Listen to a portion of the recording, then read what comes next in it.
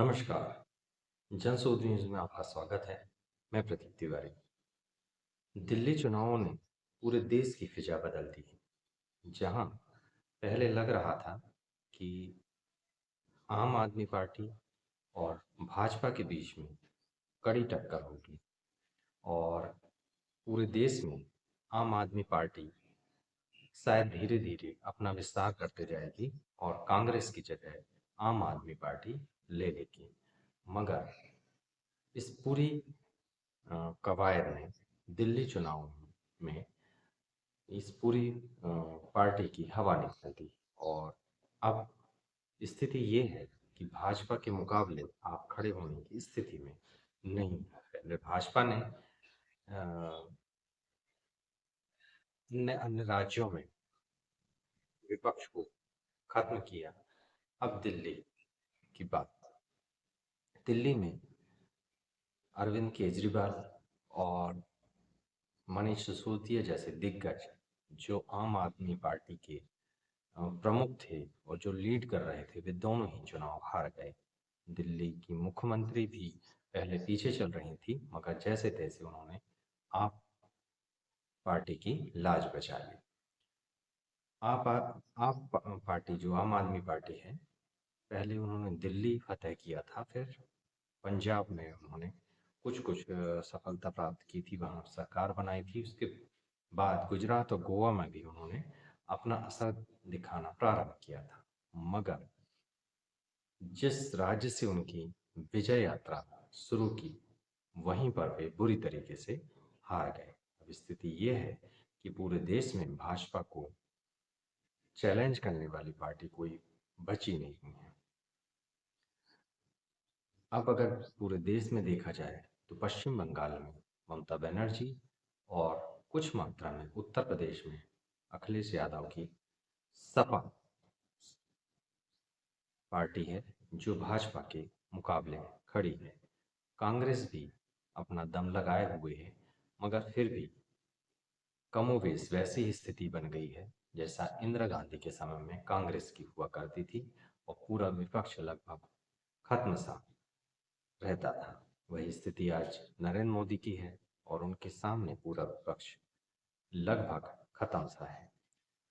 दिल्ली चुनाव में आम आदमी पार्टी भी थी, कांग्रेस भी थी, दोनों ने मिलकर चुनाव लड़ा। मिलकर इस सेंस में दोनों ने एक दूसरे को सहयोग किया कहीं ना कहीं। उसके बाद भी दिल्ली को भाजपा ने फतेह कर लिया।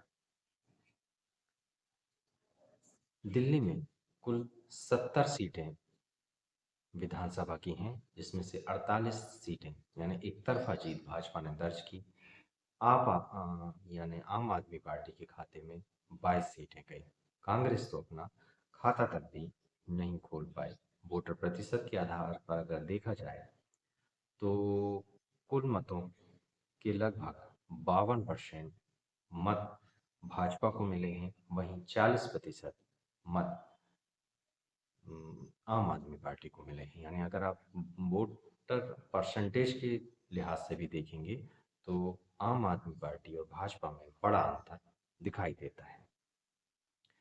कांग्रेस को तो केवल 6% मिले और अन्य जो कि वहाँ जीतने का दावा कर रहे थे, उनके केवल सभी को मिला है। इसमें वाम दल भी हैं और छोटे मोटे दल भी हैं, उन सबको मिला है, उनको 2% मिला है। अगर क्षेत्रवार हम एनालिसिस करें इस पूरे चुनाव को, तो दिल्ली दक्षिण में भाजपा ने जबरदस्त बढ़त बनाई और जो वहाँ की जो सबसे बोलेंगे हम महत्वपूर्ण जो सीट थी, उसमें उन्होंने बाजी मारी। उत्तर दक्षिण दिल्ली की बात करेंगे तो वहाँ पर भी रोहिणी, शालीमार बाग, और आदर्श नगर में भाजपा ने जबरदस्त जीत दर्ज की है। पूर्वी दिल्ली में भाजपा रही है। वहाँ पर लक्ष्मी नगर और विश्वास नगर जैसी महत्वपूर्ण सीटों को और कृष्णा नगर की सीट को भाजपा ने अपने कब्जे में लिया है। पश्चिम दिल्ली में भी भाजपा आगे रही है। राजौरी गार्डन, जनकपुरी और तिलक नगर में भाजपा जो महत्वपूर्ण सीटें थी वहाँ पर भाजपा ने अपनी फतह दर्ज की है। इनका जीत के और हार के आंकड़ों का थोड़ा बारीकी से अगर हम एनालिसिस करते हैं तो पाते हैं कि जो आम आदमी पार्टी है उसके खिलाफ जबरदस्त जन असंतोष था। पिछली बार भी था, मगर पिछली बार कुछ रेवड़ियां बांट दी गई थी जिसकी वजह से आम आदमी पार्टी पुनः सत्ता में आ गई थी। उसके एक कारण जो उनसे लोग चिढ़े हुए थे उसका एक कारण था भ्रष्टाचार। तो वहीं दूसरी तरफ प्रशासनिक क्षमता जो एक प्रमुख कारण था। लोग बाग परेशान थे और आम आदमी पार्टी केवल भाजपा पर ही आरोप लगा रही थी।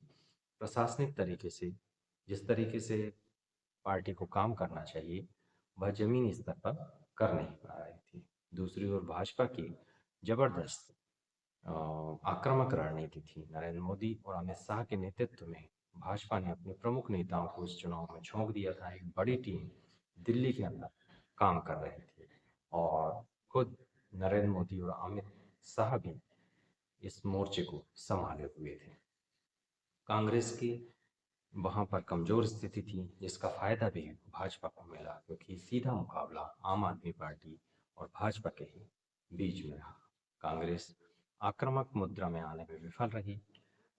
कांग्रेस का दिल्ली का संगठन भी कमजोर था और राष्ट्रीय नेताओं की अनुपस्थिति भी रही। अब जब चुनाव हो गए हैं और भाजपा जीत कर आ गई है तो अब चुनाव के बाद भाजपा के लिए जो कठिन चुनौतियां आने वाली हैं उसमें सबसे पहला जो है वह है प्रदूषण।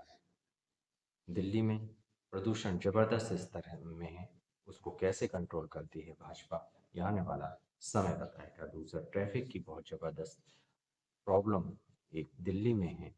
पूरी ट्रैफिक व्यवस्था चरमराई हुई है, उसको किस तरीके से भाजपा कंट्रोल करती है यह आने वाला समय बताएगा। इसके अलावा बुनियादी ढांचे में दिल्ली कहीं पिछड़ गया है। उन सब मुद्दों को भाजपा किस तरीके से आइडेंटिफाई करती है, किस तरीके से उस पर काम करती है, यही उसके आने वाले चुनाव में उसकी भी परीक्षा होगी कि आखिर वह फिर चुनी जाती है या फिर केवल यह एक और अंतिम मौका उसे मिलता है। बेखौफ पत्रकारिता और बुलंद आवाज को चुनना चाहते हैं तो लाइक और सब्सक्राइब करना ना भूलिएगा। देखते रहिए जनसुन। नमस्कार।